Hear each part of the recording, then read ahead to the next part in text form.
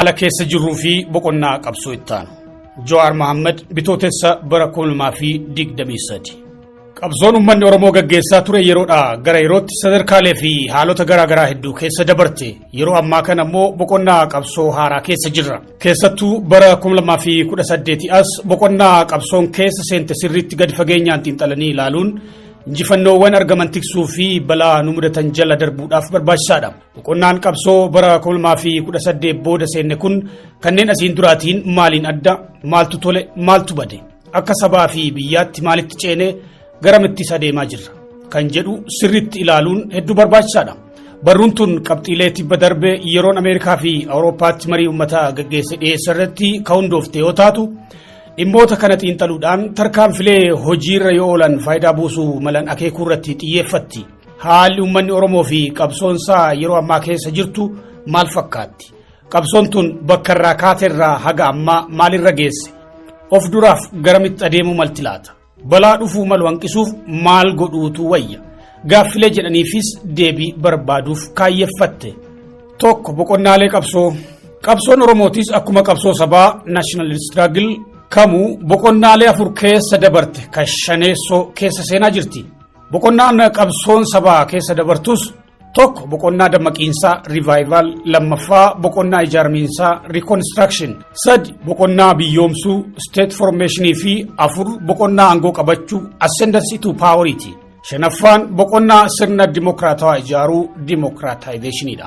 Boqonnaalee qabsoo afran duraa kanneen tokko tokkoon kanatti aansine ilaallee boqonnaa ittaanu yookiin boqonnaa shanaffaa gama boodaa itti deebina.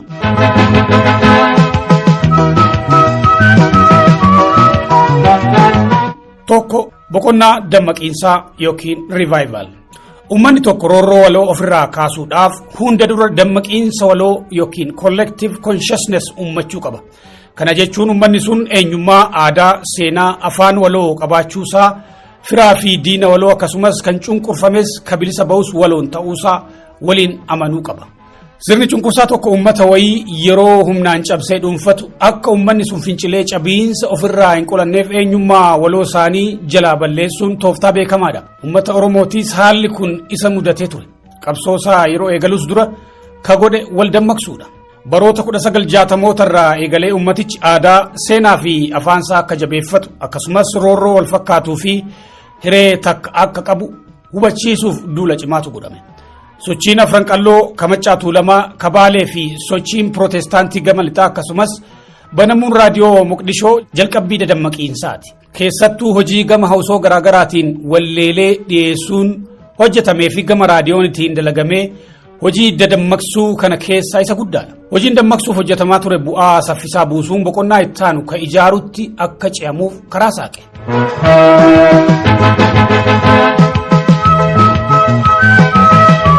Lama boqonnaa deebisanii ijaaruu reconstruction phase.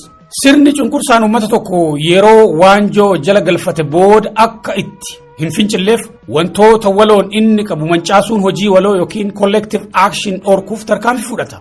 Mallattoolee fi asxaalee waloo, aadaa fi afaansaa akkasumas caasaa hawaasummaa fi bulchiinsa isaa diiga. Kanaafuu qabsoo sabaa keessatti boqonnaan lammataa uummata dammaqsuu eegalan san ijaarutti ce'uudha.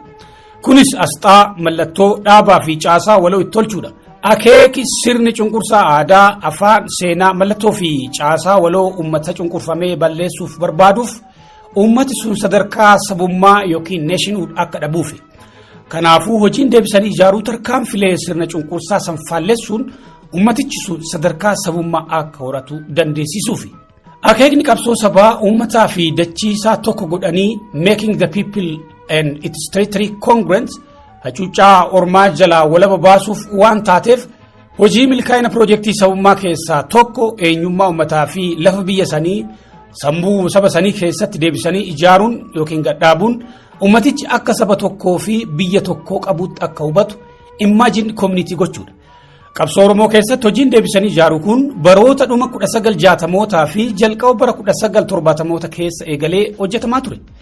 Odaa deebisanii asxaa sabaa gochuu, gadaan sirna waloo ta'uu dhaadhessuu, jaarmiyaa siyaasaa waloo abaa'oo dhaabuu, qubee ittiin afaansaa kasbatu bocuu, miidiyaalee gaazexootaa fi barruulee akkasumas raadiyoo afaan oromootiin uummata tajaajilan eegaluu fi biyya oromoon waloo qabaataa turee fi deebisee uummachuu barbaaduuf maqaa oromiyaa jedhu laachuu fi dhaadheessuun hojiileen biroo carraaqqii deebisanii ijaaruuti. Haalli sirna cunqursaa hamaa ta'us hojiin deebisanii ijaaruu kun baroota 1970mootaa fi 1980moota keessa bifa saffisa ta'ee fi wareegama guddaan raawwatame. Maqaan oromummaa kun mulqamee maqaa jibbaa fi sabichi ittiin ofiin waamneen bakka bu'ee ture. Deebi'ee Oromoo jechuun maqaa seerawaa sabichi ittiin of waamu ta'e. Dhuma bara 1980mootaa keessa sabni Oromoo jedhamu deebi'ee akka ijaaramaa jiruu fi biyya Oromiyaa jettus sammuu sabaa keessatti habaqaalfamuun hayyoota alagaatiinis hubatamuu danda'e. Yeroo saniin booda eenyummaa saba kanaa haaluunii fi adda facaasuun Itoophiyaa itti fufsiisuun akka hin danda'amne warra qabsoo Oromoo balfuufiyyuu ifa ta'aa dhufe. Agarsiisi aadaa kan bara 1974 magaalaa Finfinneetti gaggeeffame ijaarsi sammuu fi qalbii namootaa kana sadarkaa itti aanutti furgaase. Uummata dammaqsan sana aadaa, afaan, seenaa, asxaa fi biyya waloo sammuu keessatti erga uumaniif booda boqonnaan itti aanu kan sammuutti tolfame san lafarratti agarsiisudha. Actualizing the imagined. Hojiin dammaqsuu fi ijaaruu hamma tokko milkaa'inaan raawwatamuun boqonnaa itti aanutti ce'uuf haala mijeesse.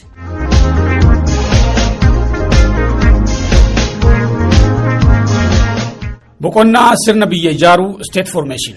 Akeeki qabsoo sabaa sirna biyyaa state sabaa fi daangaansaa beekame ijaaruudha.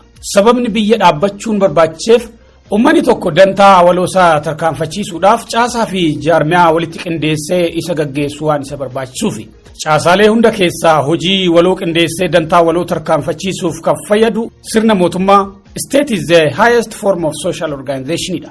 Dabalataanis uummata tokko mirgaa fi dantaa matayyaa fi dhuunfaa ka irratti sarbuus sirna mootummaati. Kanaafuu akeeki qabsoo sabaa tokko sirna dantaa isaa miidhu san dhuunfachuun akka isa fayyadutti jijjiiruu yookiin ammoo sirna mootummaa jiru san diigee yookiin irraa fottoqee sirna haaraa ijaarrachuudha. Waldhibdeen biyya walabaa ijaarrannamoo tanuma jirtu dhuunfannee dantaa eegsifanna jedhu Oromoo keessatti ganamumaan kan dhalateefis sababuma kanaani. Bureessitooti qabsoo Oromoo barbaachisummaa sirna biyyaa state ganamumaan hubachuun irratti wal ta'anis sirna jiru dhuunfannee dantaa keenyaaf fayyadamnamoo diignee irraa fottoqnee kamataa keenyaa kophatti ijaarrana kan jedhu irratti falamaan ganamumaan dhalate. Garaagarummaan kun hooggansa gidduutti qoqqoodama uumuun gatantara qabsoo fiduus yaada hiree murteeffannaa jedhu irratti walii galuun hojiin itti fufe. Kana jechuun gamni lachuu caasaan dantaa uummata Oromoo waloon tarkaanfachiisuu Oromiyaa jedhamu ijaaramuu irratti waliif galuun Oromiyaan kophatti baatimoo Itoophiyaa keessatti tuufti jedhu murtii gara fuulduraaf akka bultu godhame. Akkuma Oromoon wal dhabbii cimtuu furuutti yeroo rakkatu haa bultu dubbiin jechuun boruuf bulfatu malli gaaffii kana haa bulfannu jedhu yaada silaa faca'uun gaagaa guddaaf sabicha saaxilu oolchuuf qooda kana hin jedhame taphate. Bu'aa bayii kanaan booda bara 1991 Oromiyaan sammuu uummataa fi kitaabbilee irratti ijaaramaa turte lafarratti mul'achuun akeekni saba ijaaranii sirna mootummaa itti tolchuu milkaa'e. Afaan Oromoo qubeensaaf ta'u hayyootaan qoratamee filatamuun dhoksaan barsiifamaa tures afaan hojii fi barnootaa ta'e. Oromiyaan ijaaramuun jijjiiramoota yookiin transformations guguddaa sadi ka baroota ittaananitti qabsoo sabichaa karaa qabsiisan fiddee dhufte. Isaanis afaan ofiitiin barachuu, mother tongue literacy, sirna bulchiinsaa, biirokrasii fi magaalomuu yookiin urbanizationiidha. Wantooti sadan kun dhawaataan sabboonummaan daran akka cimuu fi qabsoon akka humnooftu gochuudhaan boqonnaa afuraffaatti akka ce'amuuf shoora guddaa taphatan. Sabboonummaan yookiin naashinaalizimiin jaarraa 19ffaa keessa biyyoota Awurooppaatti dhalate ka jedhamuufis sababa ce'umsa diinagdee, ce'umsa siyaasaa fi ce'umsa hawaas aadaa, economic, political, socio cultural transformation dubbisii fi barreessuu, magaalatti galuu fi biirokrasiin saffisaan babal'achuu fiduu isaatiin. Jijjiiramoota guguddoo sadeen kana bal'inaan ibsuuf afaan ofiitiin barachuu ulaagaalee uummata tokko sadarkaa sabaa geessan keessaa tokko afaan waloo qabaachuu. Sabboonummaan saba sanii akka dagaaguuf ammoo sabni sun afaan saniin sabquunnamtiif itti fayyadamuu, ittiin barachuu fi hojjechuun shoora guddaa qaba. Uummanni tokko sabboonummaa dagaagfachuu dura kan walii na'u solidaaritii, firummaa dhiigaa fi qubsuma lafaatiin walitti hirkannaa yoo qabaateedha. Kana jechuun balaan dhufu tokko kallattiin miseensa garee sanii miidhuu waan maluuf walirraa faccisuuf direct risk to members of the group. NATO'n bifa kanaa garuu gartuu uummataa lakkoofsaa fi qubsuma lafaan murtaa'aa ta'eef hojjeta. Uummata lakkoofsaan guddaa lafa bal'aarra jiraatu kan waliif naasisuu fi waliif tumsisiisuu danda'u hariiroo fi hidhati jiru kan qaamaa bira darbee kan sammuu fi qalbii yoo ta'edha. Psychological rather than physical. Uummata lakkoofsaan guddaa fi lafa bal'aarra qubate akka wal beekuu fi dantaa waloof akka waliif dirmatu kan taasisu keessaa guddaan afaan ofiitiin barachuu fi dubbisuudha. Awurooppaatti jaarraa 19ffaa keessa gadaa warraaqsa industrial revolution jedhamee beekamu keessatti maashinni maxxansaa printing press sababa warshaaleen babal'achuutiin uummanni qonna dhiisee baadiyyaarraa magaalatti galuun barreessuu fi dubbisuun akka babal'atu godhee sabboonummaan akka finiinu karaa saaqe. Impaayeroonni saboota hedduu bakka tokkotti ukkaamsuun ijaaramaa turanis sababa kanaan jijjiguun biyyoonni walabaa hedduu dhalachuu danda'an. Oromoon gama kanaan bara 1991 booda carraa guddaa argate. Afaan ofiin barachuu eegaluu fi babal'inni barnootaa al takkaa wal simatee dhaloota haaraa sabboonummaan afaan ofiin barachuun qarame uume. Daataan baankii addunyaarraa argame akka akeekutti bara 1991 booda lakkoofsi daa'imman mana barnootaa seenanii saffisa guddaan dabale. Dabalataanis dhibbeentaan uummata waliigalaa dubbisuufis barreessuu danda'u literacy rate bara 1991 booda saffisaan dabale. Daataan yeroo sanitti baankii addunyaarraa argame akka agarsiisutti bara 1974 gaafa Haayile Sillaaseen kufu keessa namni dubbisuu fi barreessuu danda'u parsantii 12 qofa ture. Bara 2012 gaafa qabsoon qeerroo karoorfamu parsantii 44.5 gaafa qabsoon finiinu ammoo parsantii 50 akka ga'utti tilmaamamee ture. Bara sirna duraanii keessattuu bara impaayiraatti Oromoon baay'inaan barnootarraa ala ture. Lakkoofsi muraasni baratelleen sabboonummaa sana yookiin ka bulchitoonni fudhachiisuu barbaadan gananii sabboonummaa Oromoo mataa isaanii gabbifatan. Bara 1991 booda sababa hojiitiin dammaqsuu fi ijaaruu sabboonummaa Oromoo hamma tokko cimsee waan tureef ukkaamsuuf rakkisaa waan tureef Oromoo fi saboonni biroo afaan ofiitiin akka barataniif hojjetan hayyamuun dirqama ture. Dabalataanis sirnichi biyyoota lixaarraa gargaarsa argachuuf uwwisi barnootaa akka babal'atuuf hojjete. Qulqullinni laafaa ta'us. Bara 1974tti uwwisi barnootaa Itoophiyaatti dhibbeentaa 12. Bara 1994tti dhibbeentaa 24.4. Bara 2001tti dhibbeentaa 29.5 fi bara 2022 dhibbeentaa 40 akka ta'e tilmaamama. Tilmaamni reeshoo galmee waliigalaa sadarkaa tokkoffaa parsantii 91 fi reeshoon galmee qulqulluu parsantii 71 akka ta'e agarsiisa. Lakkoofsi kun haalaan ol ka'aa waan ta'eef shakkiisaa ta'us agarsiistota hawaasummaa birootiin yoo deeggaraman baroota 1990mootaa fi 2000moota keessa sadarkaan dubbisuu fi barreessuu bara baraan saffisaan akka dabale waan haalamu miti.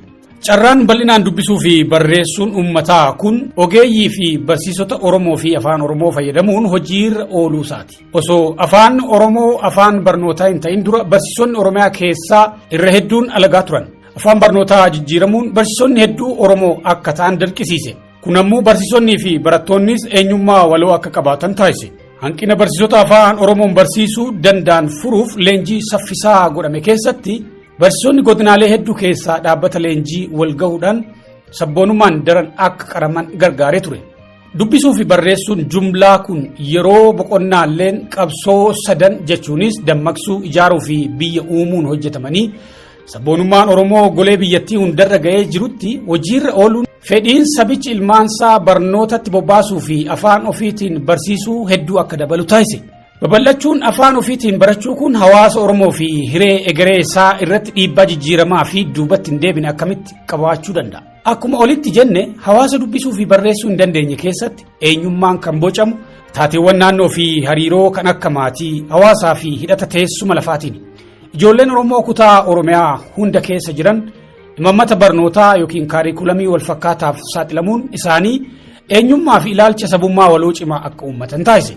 Dubbisuu fi barreessuu danda'an jechuun ammoo yaadonni sabummaa nationalist ideals saffisaan akka babal'atanii haala mijeessuun hojii dadammaqiinsaa hojjechuuf walqunnamtiin fuulaa yookiin qaamaa akka dirqii hin taane godhe. Akkasumas dandeettii hawaasni seenaa ogbarruu fi sheekoo galmeessuu fi dabarsuu haala ajaa'ibaatiin guddise. Seenaa fi yaadannoon waloo collective memory sabichaa afoolaan daddarbaa ture ogbarruu fi miidiyaan galmaa'uudhaan kuufamuu fi raabsamuuf tole.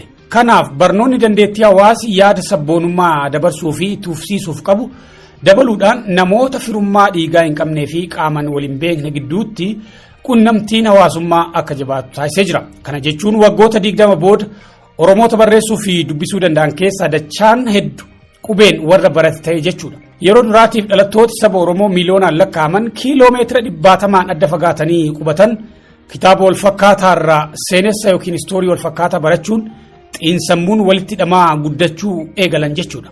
Dabalataanis hundi isaanii ganama faaruu wal fakkaatan biyya waloo Oromiyaaf jaalalaa fi amanamummaa allegiance mirkaneessuun ummata seenaa afaan cunqurfamaa fi hiree tokko qabu akka ta'an matatti qabachaa qaamaa qalbii godhachaa guddatan.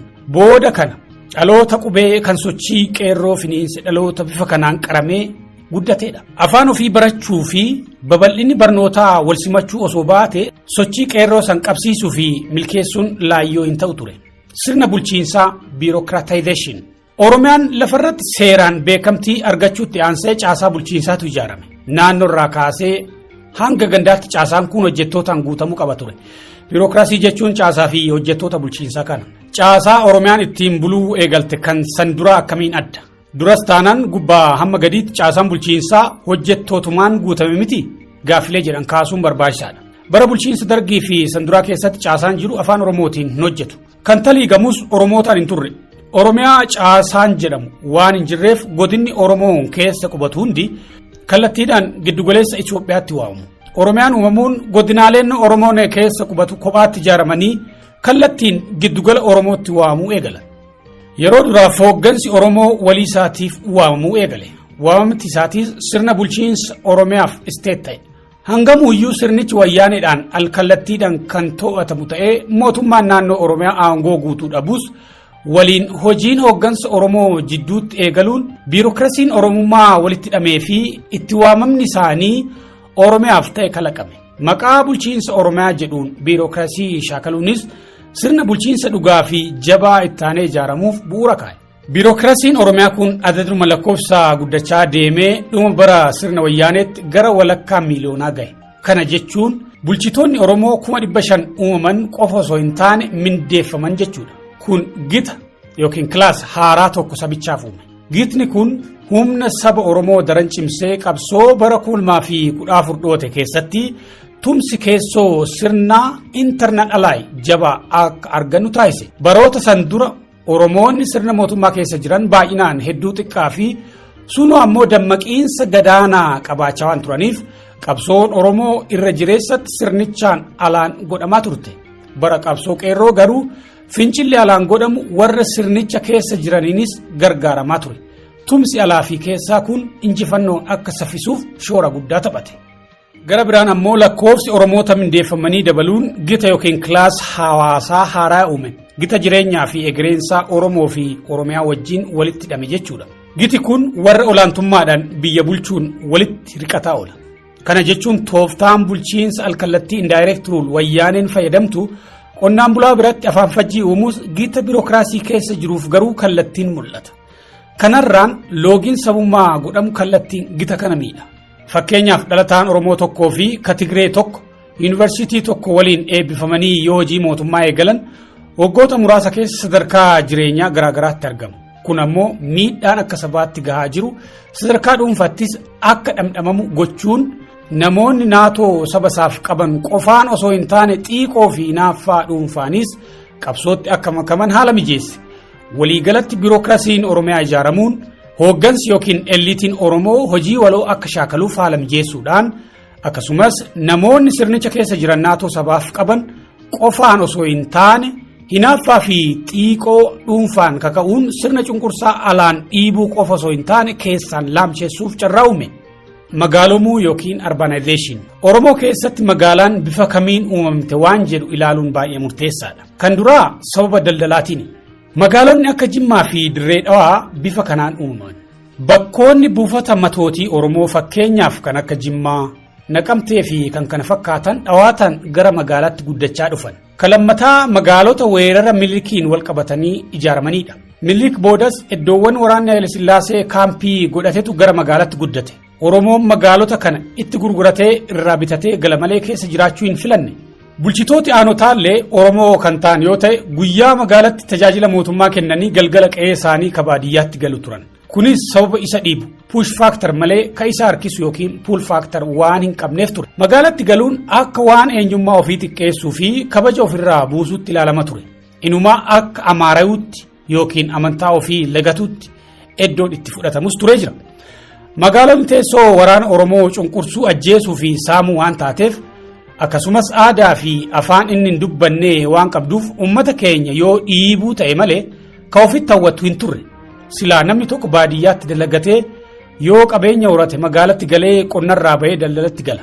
Oromoon garuu haalli magaalaa waan ofirraa dhiibduuf ka duroomes baadiyyumatti mana isaa guddifatee loonsaas baay'ifatee kiila lixa malee magaalatti kan galu baay'ee muraasa ture. Dhiibbaa seenaa kanarraa kan ka'e lakkoofsi Oromoo magaalota Oromiyaa keessa jiraatu hedduu xiqqaa ture. Jiraattota magaalaa keessaa ammoo kan saba Oromoo ta'e hedduu xiqqaa ture. Bara 1991 booda haalli kun saffisaan jijjiiramee lakkoofsi uummata magaalota Oromiyaa keessa jiraatu dhibbeentaan jijjiirama guddaa agarsiise. Wantoonni san dura Oromoo magaalarraa dhiiban hir'achaa ka isa harkisan baay'ataa waan dhufaniif. Lakkoofsi uummataa magaalota Oromiyaa guddina giddugaleessaa qabanii fi dhibbeentaan uummata magaalaa keessa jiraatu bara 1994 hanga 2007 gidduutti saffisa guddaan dabaluu agarra. Fakkeenyaaf yeroo kanatti baay'inni uummata magaalaa Adaamaa parsantii 87 kan guddate yoo ta'u ka Dirree Dhawaa immoo parsantii 84 akka dabale tilmaamama. Lakkoofsi uummata magaalaa sababa lamaan guddachuu danda'a. Tokko daa'imman magaalattii sanitti dhalataniini. Ka lammataa ammoo namoota baadiyyaarraa gara magaalaa godaananiini. Baroota gubbatti kaa'aman kana uummanni Itoophiyaa giddugaleessaan parsantii 3 gadiin dabalaa ka ture yoo ta'u baay'inni uummata magaalaa ammoo parsantii 5.4 dabalaa deeme. Dabalataanis lakkoofsi daa'imman haati magaalaa takka deessuu ta baadiyyaatii gadi waan ta'eef daa'imman magaalota keessatti dhalatan dabaliinsa uummataa guddaa magaalota keessatti mul'ate kanaaf sababa gahaa ta'uu hin danda'u. Kanaafuu dabaliinsa uummata magaalaa kanaaf gahee guddaa kan qabu godaansa baadiyyaarraa gara magaalaa godhamee jechuudha. Uummanni baadiyyaa Oromiyaa qubatu ammoo irra jirreessaan Oromoo waan ta'eef namoota baadiyyaa gara magaalaa godaanan keessaa harki guddaan Oromoodha jechuun ni danda'ama. Caasaan bulchiinsaa Oromootaan dhuunfatamuu, afaan Oromoon baratamuu fi hojjetamuun Oromoo magaalatti hawwatan. Hanqinni lafa qonna baadiyyaa dabalaa deemuun, dargaggeessi lafa abbaa dhaaluuf eeguu osoo hin taane magaalatti galee daldalachuu yookiin mindeeffamuuf dirqame. Magaalonni bakka hojii itti barbaaddatanii itti argatan ta'aa dhufuunis lakkoofsi Oromoo magaalatti heddummachaa dhufuuf sababa biraa ta'e. Haalonni kun lakkoofsi Oromoota magaalaatti godaananii saffisaan akka dabalu godhe. Baroota darguu fi nugusaa magaalota keessa Oromoon jiraatu xiqqaa waan tureef qabsoon Oromoo baadiyyaa irratti hirkattuu turte. Adaduma lakkoofsi Oromoo magaalaa jiraatu dabaluun magaalaa keessatti qabsoo gaggeessuuf haalli mijaa'aa dhufe. Lakkoofsi Oromoo magaalatti baay'achuun kun qabsoo qeerroon boodarra godhe keessatti shoora guddaa taphate. Gaafa lakkoofsi Oromoo magaalaa jiraatu xiqqaa ture magaalonni kun farra qabsoo Oromoo fi maandhee farreen qabsoo Oromoo turan. Lakkoofsi Oromoo magaalaa jiraatu dabalaa deemuun magaalonni farrarraa gara fira qabsootti akka jijjiiraman haala mijeesse. Kanaaf ammoo ragaan qabsoon qeerroo magaalota keessatti bifa milkaa'een gaggeeffamaa turuusaati. Qabsoon marsaa kanaa waggoota 20f qabataa dhaamaa erga turteen booda sadarkaa laamshofte jedhamu erga geesseen booda saffisa guddaadhaan deemtee aangoo harka alagaatii baafte. Saffisa kanaaf ammoo shoora guddaa kan taphate wantoota sadan gubbaatti tarreessine afaan ofiin barachuun dhugoomuu, biirokiraasiin babal'achuu fi magaalumuudha. Sochiin sirna wayyaanee aangorraa qaarise kan tumsa dargaggootaa, biirokiraasii fi jiraattota magaalaatiin gaggeeffamedha. Tarsiimoon baafames jijjiiramoota sadan kana hubannoo keessa galchuudhaan dargaggeessa sabboonummaa ammaatiin qarametu fageenya lafaan osoo hin daangeffamin hubannoo wal fakkaataa horate ka biirokiraasii caasaa Oromiyaa dhuunfatee aangoo fi leecalloo dhoowwatamuun xiiqii fi naaffaa keessa jirutu magaalatti wal ga'ee waliin fincile. Jiraattonni baadiyyaa fi qonnaan bultoonni keenyas shoora guddaa taphatan. Ta'us garuu sirni wayyaanee xiinxala kooministii irraa ka'uudhaan fincila qonnaan bulaa peasant uprising sodaataa waan tureef xiyyeeffannoo guddaa itti kennuudhaan caasaa tokko shanee fi gooxiin xaxee qabee ture. Kanaaf qabsoon sirnicha karaa cimina isaan osoo hin taane laafina Achilles Hills haleeluuf akkasumas diimoogiraafii lakkoofsa teessuma qubsuma uummata Oromoon irra aantii tarsiimawaa strategic advantage itti qabdu adda baasuun gaggeeffame. waliigalatti akkuma armaan olitti ilaalle qabsoon Oromoo boqonnaalee sadan armaan olii keessatti dhawaataan humna horachaa danqaalee alaa fi keessaan mudataniin gatantaruu bira dabartee humnoomaa dhufte. Sadarkaa Oromiyaa ijaaruu state formation erga geessee booda boqonnaa ittaanu logical next step sirna biyya ijaaran san irratti aangoo qabaachuudha.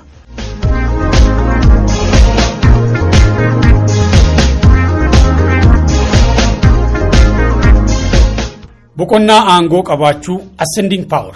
Aangoo jechuun gabaabatti karaa qaamni tokko dantaa ofii itti raawwachiisu jechuudha. Aangoo dhabuun harka nama yookiin garee aangoo qabuutiin rorrifamuuf, saamamuu fi miidhamuuf nama saaxila.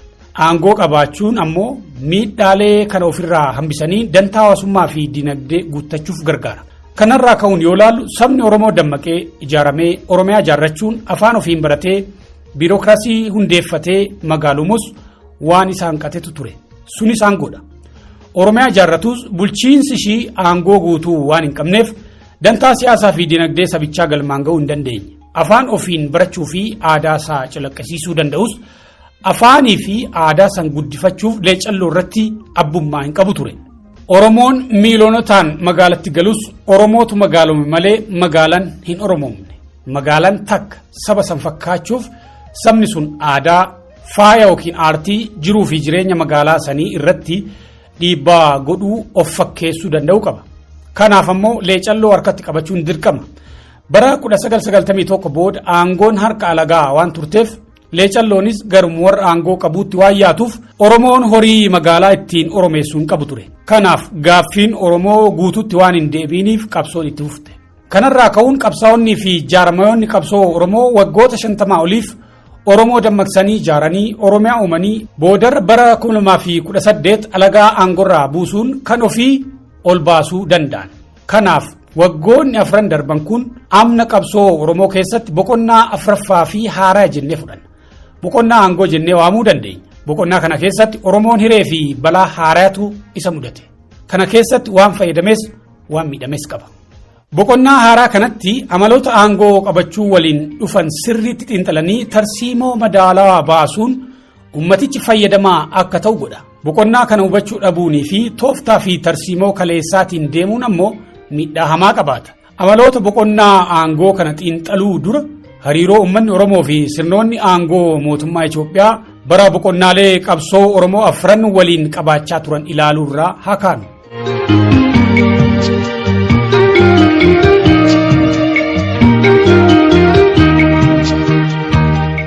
Lama boqonnaalee qabsoo Oromoo fi deebii mootummoota Itoophiyaa. Baroota boqonnaalee 4 qabsoo Oromoo asii olitti ibsaman keessatti mootummoota 4tu aangorra ture.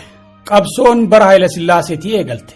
Boqonnaan dadammaqsuu akkasumas ka deebisanii ijaaruu gamisni yookiin walakkaan tokko sirna san jalatti eegalame. Bara darguu ammoo ijaaruun ciminaan itti fufe. Sirna mootummaa gadhaabuun ammoo bara wayyaanee gaggeeffame.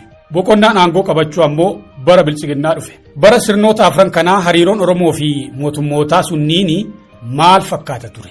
Mootummoonni kunneen tarsiimoo akkamiin qabsoo uummata Oromoo dhaamsuu yaalaa turan? Amma boqonnaa aangoo kana keessatti hariiroon mootummaa Itoophiyaa fi Oromoo maalirra ga'e laata? Hariiroo Oromoo fi mootummoota Itoophiyaa. Ethiopian State versus Oromo Relations Change and Continuity. Bara Haayile Sillaasee tooftaan mootummaa sirna bulchiinsa kallattii yookiin direct rule ture. Direct rule jechuun yeroo gareen aangoo jiddugaleessaa harkaa qabu core ruling elite fi caasaan gama gaditti imaammata isaanii raawwachiisu garee hawaasaa fakkeenyaaf saba wal fakkaataarraa maddan jechuudha. Haaluma kanaan bara Haayile Sillaasee san aangoo giddugaleessaas kan harkaa qabu caasaa hamma araddaa jirus ka dhuunfatee imaammata raawwachiisu saba Amaaraarraa waan turaniif sirna bulchiinsa kallattii jennaan. Bara darguu immoo xinnoo jijjiiramatu ture. Warraaqsa nugusicha aangorraa kaasetti aansee sirni abbaa lafaa fi sirni naftanyaa waan diigameef caasaan gama gadii uummata yookiin namoota qeesanii natives hirmaachisuu eegalee ture. Kanaaf sirna kanaan kan wal makaa semi direct rule jechuun ni dandeenya. Bara wayyaanee ammoo sirna alkallattii yookiin indirect ruletti ceene. Kana gareen aangoo jiddugalaa dhuunfatee fi kan imaammata mootummaa san lafarratti raawwachiisu gartuu hawaasaa tokkorraa bahee miti. Sirni mallasaa tooftaa kana kan baaseef sababa guguddoo qaba. Kan duraa dadammaqiinsi sabootaa cimaa waan dhufeef akka sirnoota san duraa kallattiin gubbaa hamma gadii bulchuun rakkisaadha. jecha biraatiin mootummaa giddugaleessaa yookiin unitary state uummanni itti fincilee waan kufiseef sirna federaalizimii fakkeessaafis taatu fudhachuu qaba. Kalammataa wayyaaneen soo bicuu qarqara biyyattiirraa maddite waan taateef gubbaa hamma gadii caasaa mootummaa dhuunfachuun gaggeessuuf ni rakkisa. Kanarraa ka'uudhaan sirna bulchiinsa gita bittaa alkallattii indirect rule warri Ingilizii sirna koloniyaalizimii ofii ittiin adeemsifataa turan madaqfatte. Sirna kana keessatti aangoo murteessaa fi dinagdee dhuunfachuu, ummatoonni biroo aadaa ofii akka calaqqisan heeyyamuun, namoota isaan keessaa dhalatan kan ammoo uummata biratti fudhatama hin qabneen sirna ofiin of bulchuu fakkeessaa nominal self rule dhaabudha. Sababni sadaffaan wayyaaneen dhaaba sabummaan ijaaramee olaantummaa warra Amaaraa ofirraa lolatu waan ta'eef mirga sabummaa leellisuun kaayyoo siyaasaa isaa ganamaati. Uummatoota cunqurfamoo qabsoo sabaa gaggeessaa turan waliin aayidiyoolojii wal fakkaataa qaban ture. Hanga dantaa aangootiin ittiin dhufnetti warra caasaa siyaasaa sabummaa barbaadu akka isaa waliin hariiroo tarsiimoo qabaatan fedhu turan. Sirni bilchiginnaa ammoo sirna bulchiinsa kallattii yookiin direct rule deebisee fiduuf yaalaa jira. Garaagarummaan jiru gaafa Haayile Sillaasee aangoo giddugaleessaas ka gadi aanus Amaaratu harkatti qabatee Oromoo roorrisa. Amma immoo Oromootatu qabatee Oromootti roorrisa. Mootummoonni kunniin martuu mormii Oromoo irraa isaan mudaturraa aanuuf tooftaalee sossobbii fi ukkaamsaa waliin makuudhaan qabsoo uummataa dhaamsuuf yaalaa turan. Haayile Sillaaseen sabboonummaan Oromoo dammaqaa jiru qacaletti akka cituuf tooftaa humnaan aadaa biraa jalatti liqimsuu forced assimilation fayyadamaa ture. Aadaa fi afaan Oromoo ukkaamsuuf mancaasuun Oromoon aadaa fi afaan biyyaalessaa godhamee ka fudhatame aadaa fi afaan Amaaraa akka fudhatuuf karaa hedduun dhiibbaan godhamaa ture. Tooftaan kun keessattuu erga Xaaliyaan biyya qabattee Oromoo lixaa fi baha jiru eenyummaa isaatiin gurmaa'uu eegalee booda sabboonummaan Oromoo dhalatuu mala shakkiin jedhu waan cimeef tarkaanfiin dhaloota kana kichuu kutuu cimee itti adeemame. Gama biraatiin ammoo dadammaqiinsi mul'achaa jiru hooggansa akka hin argannee fi ijoollee Oromoo abbootiin isaanii hawaasa keessatti dhageettiif kabaja qabanii abbootii amantii, dureeyyii, jaarsota bebbeekamoo, abbootii lafaa sirnichatti hawwachuu elite co-optation gama barnootaa fi leenjii waraanaatiin sirnichatti makuuf tattaaffii guddaatu taasifame. Akeekni tooftaa kanaa hooggansi jalaa dhufu sirna Itoophiyaa bulchuu keessatti qooda akka fudhatan mijeessuun dadammaqiinsa sabummaa Oromoo farra sirnichaa ta'e keessatti akka hin hirmaannee fi hooggansa hin taane yaadameeti. Hooggansi lafaa dhufu kun aangoo fi qabeenya irraa qooda fudhatee aadaa fi eenyummaa Oromoo mulqatee yoo guddate qabsoo Oromootti osoo hin taane mootummaa Itoophiyaatiif amanummaa yookiin looyaalitii horata abdii jedhutu ture. Kanarraa ka'uudhaan godinoota Oromiyaa mara keessaa dargaggeeyyii maatiin isaanii hawaasa keessatti iddoo guddaa qaban adda baasuudhaan gama barnootaa fi leenjii qondaalota waraanatti galchuun dhuma bara 1940 irraa eegalee cimee adeemsifame. Garuu tooftaan kun tura keessa akeeka mootummaan Haayile Sillaasee barbaadeef fala osoo hin taane farra ta'e. Hayyoonnii fi qondaalonni waraanaa baroota 1960 fi 70 keessa qabsoo Oromoo hoogganuutti dhufan hundi sadarkaa jechuu dandeenyuun warra silaa sirnichi ofitti madagsee sabboonummaa Oromoo biqiluu dhorkuuf gama barnootaa fi hooggansa waraanaatti hawwate turan. Jarri sun garuu jalqabarraa ilaalchaa fi eenyummaa sirnichaa fudhatanis adaduma aangoo fi barnootaan guddataa deeman gitabittoota ruling class Amaaraatiin walitti bu'uu eegalan. Hamma fedhan hojiin mootummicha tajaajilanis shakkiin laalamuu fi tuffatamuu jalaa bahuu hin dandeenye. Aangoo qondaalota Amaaraatiin dorgomaa ta'anii bahuun wal shakkii gama lamaanii hammeessaa deeme. Dhiibamuun qondaalota Oromoo madaqfamanii kun dhawaataan hireen dhuunfaa isaanii kawaloo uummata keessaa bahaniin walitti ka'idhame akka ta'e hubachaa deeman. Kanarraa ka'uudhaan dantaa fi kabaja dhuunfaa argachuu fi sabni isaanii jabaachuun barbaachisaa akka ta'e hubatan. Hubannaan kun gara saba ofii ijaaruu fi gurmeessuu akka fuulleffatan godhe. Bu'uureessitooti qabsoo Oromoo irra jireessi bifa kanaan sirna mootummaa Itoophiyaa tajaajiluuf leenji'anis gara qabsoo saba isaanii gaggeessuutti dhufan. Tooftaan elite co-optation sirna Haayile Sillaasee sabboonummaa Oromoo dhalachaa jiru hooggansa dhabsiisuuf hojiirra oolche faallaa sanii hoogganoota ciccimoo sabichaaf gumaache. Walumaa galatti sirni Haayile Sillaasee gama tokkoon eenyummaa Oromoo ukkaamsaa fi diinagdeen hiyyoomsaa gama biraatiin hooggansa Oromoo ofitti qabuun yaaliin sabboonummaan Oromoo akka hooggansa dhabduuf godhe hin milkoofne. Sirni abbaa irree darguu ammoo gama tokkoon gaaffii bilbiltuu yeroo sanii kan taate gaaffii lafti qonnaan bulaaf haa kennamtu jedhu sirna abbaa lafaa diigee lafa uummataaf raabsuun deeggarsa argate. Labsiin kun keessattuu Oromoo fi saboota kibbaa kalafti harki guddaan irraa fudhatamee lafuma ofiirratti humna isaaniitiin qotee callaa irboo fi siisoo sirna nafxanyaatiif galchaa turaniif waan guddaa ture. Gaaffiin biroo sirna Haayila Sillaasee kufifte gaaffii mirga sabootaa turte. Darguun erga aangoo dhuunfatee booda jalqabarra hamma tokko eenyummaa sabootaaf bakka kennus saboonni keessattuu Oromoon hooggansa akka hin arganne gochuu akka tooftaa guddaatti fayyadame. Hooggansa siyaasaa qofa osoo hin taane aadaa, amantii fi dinagdee gubbaa hamma jalaatti duula goolii diimaa yookiin red terrorii fi boodarras maqaa wanbadee balleessuutiin hooggansa Oromoo dhabamsiisuu leadership elimination akka tarsiimotti baafate. Hoogganoota siyaasaa jaarmiyaalee garaagaraa keessa turan dabalatee abbootii amantii, dureeyyii fi jaarsolii biyyaa ajjeese.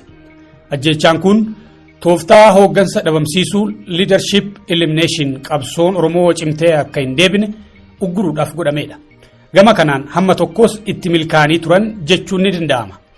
Bara 1975 hanga 1985 gidduutti hooggansi siyaasaa Oromoo ijoon hedduu waan galaafatamaniif baroota 1980 keessa qabsoon Oromoo hedduu qancartee turte.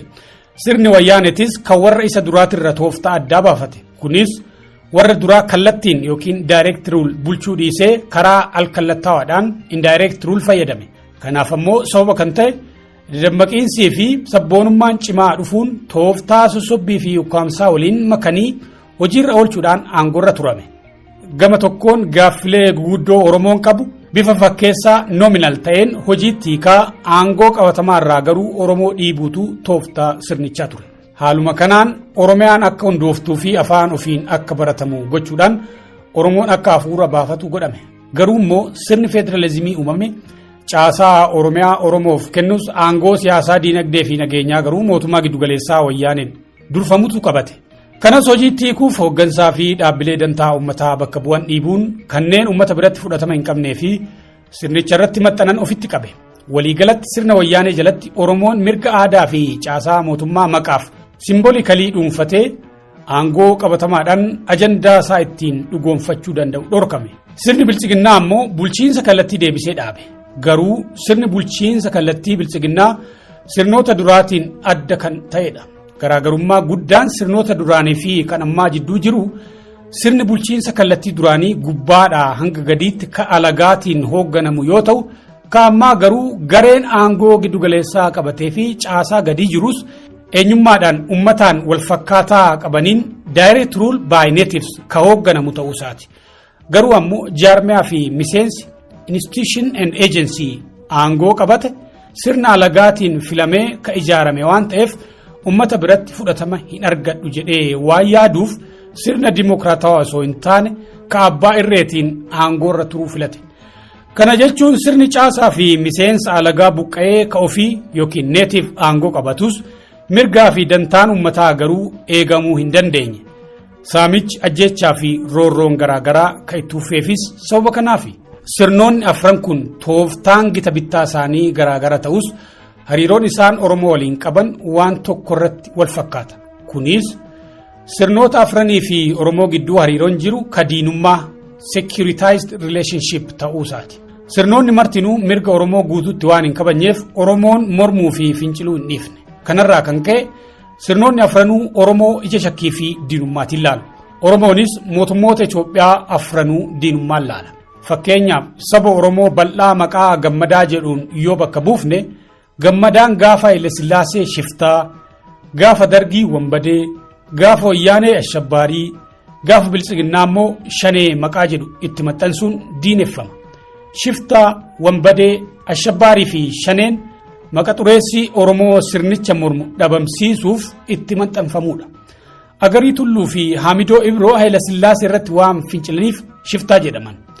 Shiftummaanis kan itti maxxanfamuuf sadarkaa isaanii finciloota kaayyoo dhugaa qaban osoo hin taane saamtota uummata dararanitti gadi buusuuf godhame. Abaawoon sirna darguutiin gaafa lolu gartuu hamtuu gurmaa'ee biyya diiguuf bosona seene malee ka bilisummaa saba isaatiif qabsaa'u akka hin taanetti duulli maqaballeessii itti gaggeeffamaa ture. Wanbadee malees maqaa sargoo jedhu itti kennuudhaan garee ergama biyya alagaa fudhatee luuxee biyya seene fakkeessuuf yaale. Gaafa wayyaanee Oromoon sirnicha morme cufti shoorkeessaa uummata nagayaa fixu fakkeessuuf ashabbaarii jedhamee kumaatamaan hidhaatti naqame. Hedduunis ni ajjeefame. Bara gadaa bilchiginnaa ammoo maqaan qabsoo fi qabsaa'ota Oromoo itti balfan shaneedha. Uummanni Oromoos gama isaatiin irra jireessaan mootummoota kanniin akka kan ofiitti fudhachuu didee akka cunqursitoota dantaa alagaa tarkaanfachiisuuf isa miidhaniitti ilaalaa bahe. Waggoota afran kana erga OPDO'n yookiin PP'n aangootti baates falmiin mootummaan kun mootummaa Oromooti moo miti jedhu ka adeemsifamaa tureef alagaan aangoorraa qaarifamee namnii fi gareen Oromoo ta'e aangootti ol ba'us gochi ajjeechaa saamichaa fi hidhaa sirnoota durii keessatti baratame ammas itti fufuusaatiin hamma hariiroon diinummaa sirna mootummaa Itoophiyaa fi uummata Oromoo gidduu jiru kun hin jijjiiramnetti Itoophiyaanis tasgabbiin argattu Oromoonis dantaa isaa kabachiifatee jiraachuu hin danda'u.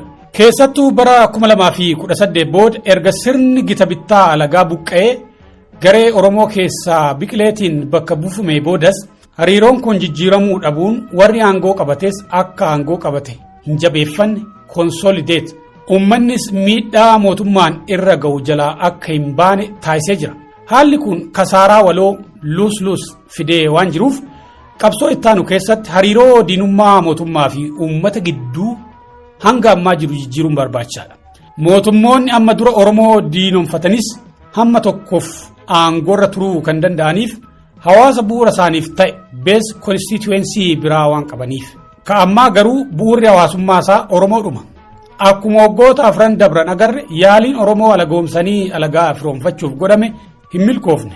Inumaa'uu haalli kun sirnichaaf lama dhabuu fide. Uummanni Oromoos sirnicha ammaa akkuma sirnoota amma duraa tooftaa alagoomsuu azariin fayyadamuudhaan ofirraa qolachuuf yaaluun hedduu waan deemsisu miti. Tarsiimoo fi tooftaan qabsoo sirna gita bittaa alagaa irratti godhamu sirna cunqursaa ofuma keessaa madda irratti hojjechuu dhabuu mala. Haala qabatamaa lafa jiru bu'uureeffachuudhaan adeemsa qabsoo fooyyessuu adjustment barbaachisa.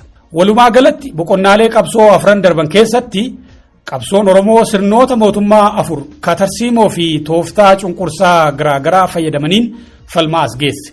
Qabsoon Oromoo yeroo mootummaan durii jijjiiramee mootummaan haaraan aangoo qabatu tooftaa jijjiiramtu waliin tooftaa qabsoo fi jijjiirrachaa deemuu dhabuun qabsoon akka harkifatu godhee jira.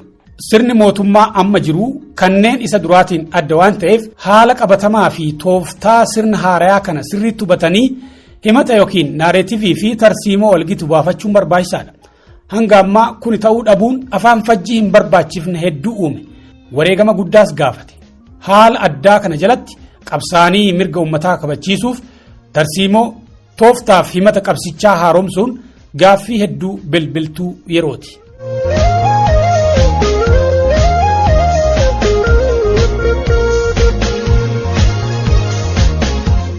Gaaffii Oromoo fi bu'aawwan boqonnaalee afran keessatti argaman.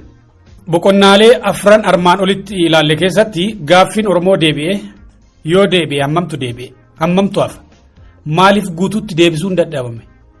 Gaaffilee jedhan kaasanii ilaaluun murteessaadha. Gaaffiin Oromoo waliigalatti gaaffii mirga abbaa biyyummaati. Mirgi abbaa biyyummaa kun wantoota guguddoo sadi ka walitti hirkatan interdependent of jalatti qabata. Isaanis eenyummaa, qabeenyaa fi aangoodha. Sirni cunqursaa alagaa gaafa saba tokko cabsu waan sadeen kana sarba. Hooggansa saba sanii dhabamsiisuun yookiin jilbeeffachiisuun aangoo dhuunfata. Aangoo kanatti fayyadamee qabeenya saama. Akka uummanni waloon ittiin fincilleeffammoo eenyummaa waloo barbadeessuuf aadaa, afaan, seenaa saba sanii hacuucuu, balfuu fi diiguu irratti hojjeta. Qabsoon sabaa gaafa dhalattu faallaa kanaa sochooti. Akkuma gubbatti ilaalle dammaqsuu fi deebisanii ijaaruun eenyummaa waloo deebiftee gadhaabdi. Fincila garaagaraatiin saamicha leeccalloo hanqisuu irratti fuulleffatti. Eenyummaa deebitee ijaaramteen uummata waliin sochoosuun aangoo dhuunfatti. Haalli kun garuu akka barreessinu kanatti saffisaa fi sududaan kan milkaa'u miti. Dhawaataan guutamaa deema. Fakkeenyaaf hojii dammaqsuu fi deebisanii ijaaruu godhameen warraaqsa bara 1974 booda Oromoon akka sabaatti beekamtii argate. Sirni abbaa lafaa diigamee lafti qonnaan bulaa firame. Garuu ammoo eenyummaa isaan ijaaramee dantaa isaa daran kabachiisuu hin dandeenye. Lafa deeffate imaammata isaaf maluun taliigee hiyyummaa keessaa hin baane. Maaliif yoo jenne aangoon harka alagaa waan tureef. Bifuma wal fakkaatuun bara 1991 Oromiyaan uumamtus saamicha ofirraa dhaabee misoomuu hin dandeenye. Afaan ofiin barachuu fi hojjechuu eegalus afaan san guddisuu fi ammayyeessuu hin dandeenye. Biirokraasii ijaarratus dhaabni siyaasaa biyya bulchaa ture amanummaa alagaa external loyalty malee amanummaa uummataa fi dandeettii dhuunfaatiin meritokraasiin waan filatamee hin bobbaafamaniif naannicha guddisuuf aangoos dandeettis hin qabu ture.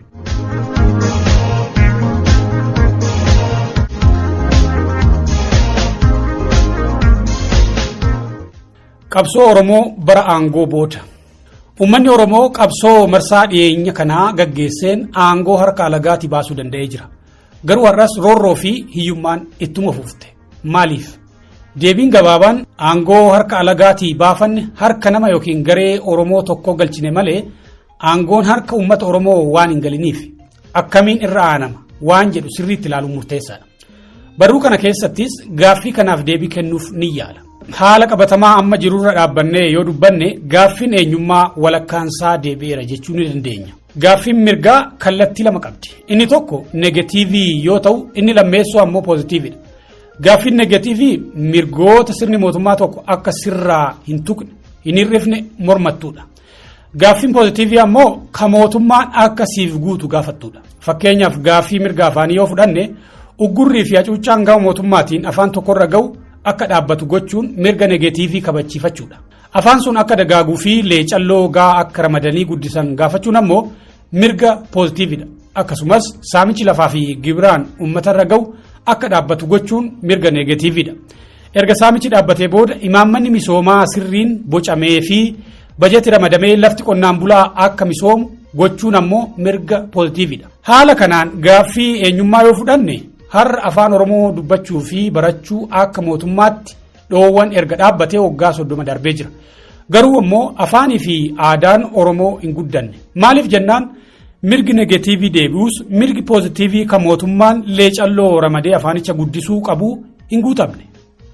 Gama mirga qabeenyaas yoo ilaalle saamichi alagaadhaan Oromoorra ga'u dhaabbatus saamichi bifa haarayaan namootuma sabarraa dhalataniin itti fufee jira. Kana jechuun mirgi negatiivii walakkaa qofa deebi'e. Imaammannii fi leecalloon lafa qonnaan bulaa misoomsu ramadamee sabni hiyyummaa keessaa ba'aa waan hin jirreef mirgi poozitiivii bifa hedduu xiqqaa waan ta'een deebi'e. Gama aangoos yoo ilaalle sirni bulchiinsa gita bittaa alagaa aangoorraa qaarifamuun mirga negatiivii keessaa hammi tokko deebi'uu isaa mul'isa. Garuu ammoo sirna alagaatu ka'e malee miidhaan mootummaan sabarraan gahu hin dhaabbanne daranuu itti hammaate. Sabummaa namootaa fi garee aangoorra jiruutu jijjiirame malee gochi sirnoota duriitiin tokkuma. Kanaafuu sirni bulchiinsa alagaa ka'uun mirgi negatiivii xinnoo deebi'us roorroon mootummaan qaqqabu itti fufuun mirgi negatiivii muraasi qofii akka deebi'e akeeka. Waliigalatti mirgi negatiivii mootummaan mirgoota san sarbuu dhiisuu yoo taatu mirgoonni poozitiivii ammoo ka mootummaan guutuudhaaf leecalloo itti ramaduu fi imaammata itti baasuu gaafatudha. Adaduma qabsoon Oromoo jabaachaa deemtuun mirgi negatiivii fooyya'aa deema. Mirgi poozitiivii garuu hedduu hin fooyyofne. Sababnis mootummaan tokko leecalloo fi imaammataan aadaa, afaan, diinagdee fi hawaasummaa isaa guddisuudhaaf sirna uummata irratti hirkate ka maddi aangoo isaa uummata ta'e ta'uu qaba. Mootummaan uummataan filamee aangootti ba'e filannoo biraatiin aangoo akka hin dhabneef mirgoota negatiivii ni kabaja. Ka poozitiivii immoo guutuudhaaf gama leecalloo fi imaammataan tattaaffata. Kana jechuun roorroo gama mootummaatiin dhuftu ofirraa dhaabuu fi mirga negatiivii leecalloo fi imaammataan fayyadamuuf mootummaa uummataan filame qabaachuun dirqama. Oromoofis mirgoonni lamaan armaan olitti tuqne eenyummaa fi diinagdee ka guutamu gaafa mirga sadaffaa ka mootummaa uummataan filamee uummataan buufamuu danda'u ijaarrachuu dhugoomfame. Armaan olitti qabsoon Oromoo boqonnaalee 4 keessa dabartee jirtii jennee jirra. Isaanis dammaqsuu, deebisanii ijaaruu, sirna mootummaa yookiin isteet tolchuu fi aangoo harka ormaatii baasuudha. Aangoon harka ormaatii baatee nama yookiin gartuu Oromoo tokko harka haaseentu malee mootummaan uummataan filame waan hin ijaaraminii fi gaafileen Oromoo guututti deebi'uu akka hin danda'inis agarree jirra. Inumaa'uu mirgoonni poozitiivii guutamuu nafee ka negatiivii sirna amma duraa jalatti wayyayya turaniyyuu hir'achaa akka jiranis laallee jirra. Fakkeenyaaf Oromoon mirga lubbuun jiraachuutu ka durii caalaa dhabaa jira. Kanaafuu qabsoon Oromoo boqonnaa 5ffaatti ce'uu qabdi. Ceetes jirti. Boqonnaa 5ffaa kana dimokiraatessuu jechuu ni dandeenya. jechuunis kaarka alagaatii baafanne san bakka mootummaa qubaan filannee qubaan buufnu harka kan itti keenya amma boqonnaa afuraffaarraa gara shanaffaa ce'aa jirra. Sadarkaan amma Oromoon irra jiru kabaroota 1960moota biyyoonni Afrikaa, Laatiin Ameerikaa fi Eeshiyaa hedduu gita bittaa alagaa yookiin sirna kolonii jalaa akkuma baaniin isaan mudatee wal fakkaata. Biyyoonni kunniin sirna alagaa akkuma ofirraa buqqisaniin gara bilisummaa guutuu mootummaa mirgaa fi dantaa uummataa kabachiisuu hawwanis hin milkoofne ture. Sirna gita bittaa kolonii ofirraa fonqolchanii takkaa'uu sirna abbaa irree nama isaanii jala galan yookiin ammoo gara wal waraansa waloo yookiin siivil waaritti seenan. Wanti Oromoo baroota 5 darban kana mudate gara hedduun kanuma. Rakkoo kanaa fi falasaa booddee bal'inaan itti deebina.